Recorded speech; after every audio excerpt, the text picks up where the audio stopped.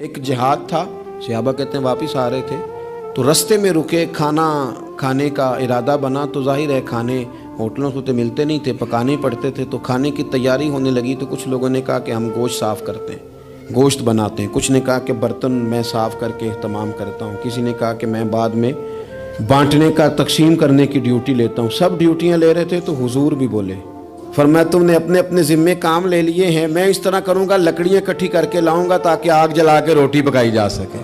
सहाबा कहने लगे फिदा का रूही व कल्बी, सोने दिल भी कुर्बान, जान भी कुर्बान, फिदा का अबी व उम्मी, माँ भी कुर्बान, बाप भी कुर्बान, हम जो हाजिर है ये काम करने के लिए। तो हुजूर ने फरमाया मैं तुमसे मुमताज नहीं होना चाहता, मिलजुल के रहना चाहता हूं तुम्हारे बीच। आप जब लोगों के बीच वक्त गुजारते हैं तो तभी तो उनके दुख सुख का आपको पता चलता है। और जब आप अपना लेवल हाई करके ऊपर उठ जाते हैं तो फिर आपको कैसे पता चलेगा कि आम आदमी किस तकलीफ में मुब्तला है।